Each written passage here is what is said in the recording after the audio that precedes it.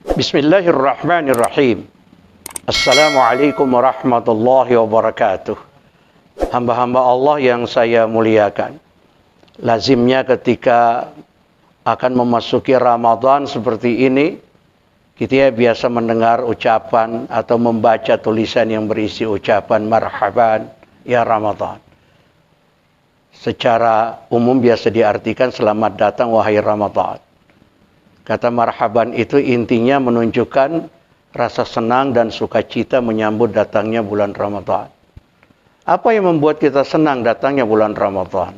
Pertama, karena kita masih dipertemukan kembali oleh Allah dengan Ramadan. Betapa banyak orang yang pada tahun lalu masih berjumpa Ramadan, tapi pada tahun ini tidak berjumpa lagi dengan Ramadan. Keterangan-keterangan baik dari Al-Quran dan para ulama menunjukkan bahwa catatan malaikat maut tentang siapa-siapa yang akan diambil nyawanya dalam rentang waktu 1 tahun adalah pada malam Lailatul Qadar. Fiha yufraqu kullu amrin hakim. Surat Ad-Dukhan ayat 4. Pada malam itu dijelaskan berbagai urusan yang penuh hikmah. Tanazzalul malaikatu warruh fiha bi'idni rabbihim min kulli amr. Turun malaikat pada malam itu dan malaikat Jibril dengan izin Tuhan untuk mengatur segala urusan. Ulama besar, sahabat Nabi yang sangat faham Al-Quran adalah Abdullah bin Abbas. Beliau berkata bahwa yang dimaksud pada ayat 4 Ad-Dukhan tadi adalah malam Lailatul Qadar. Sama pendapatnya dengan Al-Imam Ibn Al-Qayyim Al-Jauziyah, Al-Imam Hasan Al-Basri. Sehingga Abdullah bin Abbas berkata pada malam itu diatur segala urusan. Baik itu urusan hidup maupun urusan mati. Urusan rezeki, bahkan siapa yang akan menunaikan haji pada tahun itu pun dicatat pada malam Lailatul Qadar. Sa'id bin Jubair berkata, engkau melihat ada orang yang berjalan-jalan di pasar padahal namanya sudah dicatat sebagai orang yang akan meninggal dunia pada tahun itu. Karena itu kita tidak tahu apakah kita termasuk dalam catatan malaikat pada Lailatul Qadar pada tahun yang lalu atau tidak. Itu bukan urusan kita. Kita hanya berharap bisa berjumpa dengan Ramadan yang akan datang. Dipertemukan Allah dengan Ramadan. Kita senang karena masih dipertemukan lagi dengan Ramadan. Rasa senang yang kedua adalah ketika berjumpa Ramadan berarti mendapatkan kesempatan memperoleh pelipat gandaan pahala dari setiap ibadah yang kita lakukan. Dilipat gandakan. Kita sudah sering dengar hadis-hadis tentang itu. Satu fardu Ramadan dibalas dengan 70 fardu. Seperti di luar Ramadan, satu sunnah dibalas dengan satu fardu. Bahkan kata Nabi, la khulufu famis shaim atyabu indallah min rihil misk. Bau mulutnya orang yang puasa akan dibalas dengan bau harum kesturi syurga pada hari kiamat.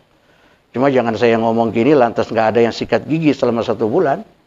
Sikat gigi sih harus, karena itu juga sunnah Rasul Sallallahu Alaihi Wasallam. Ada juga sih yang senang datang Ramadan ini karena kuenya banyak. Yang seperti ini sih anak-anak. Kita juga, waktu anak-anak dulu juga begitu. Jadi kalau ada orang tua yang senang ketemu Ramadan karena kuenya banyak, berarti umurnya sudah tua tapi kelakuannya anak-anak. Senang datang Ramadan, kesempatan diberikan Allah Subhanahu wa taala, dan karena itu kita harus bertekad sejak saat ini untuk mengoptimalkan semangat ibadah sejak awal hingga akhir Ramadan. Ini penting. Fenomena di mana-mana kalau Ramadan di awal-awal saja rame.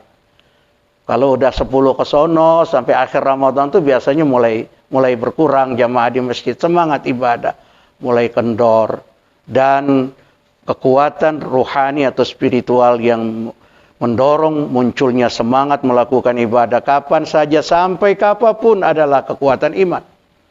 Dan itulah Qiyam Ramadan Rasulullah itu nggak sanggup dicontohi oleh kita manusia biasa. Hadis riwayat Muslim, Ahmad dan An-Nasai. Huzaifah bin Al-Yaman bercerita Nabi salat Qiyam Ramadan, salat malam, salat tarawih, 1 rakaat setelah Fatihah beliau membaca Al-Baqarah, Ali Imran dan An-Nisa. Kata Huzaifah bin Al-Yaman, rukunya seakan-akan sama lamanya dengan pada waktu berdirinya. Subhanallah, apa kekuatan yang mendorong orang melakukan ibadah seperti Rasul? Pasti iman, dan Rasul adalah yang terbaik imannya. Setelah Rasul ada Abu Bakar As-Siddiq. Maka Umar bin Khattab pernah berkata, tidak pernah saya bisa mendahului Abu Bakar dalam melakukan satu kebaikan. Abu Bakar pasti selalu mendahuluiku. Apa kuncinya?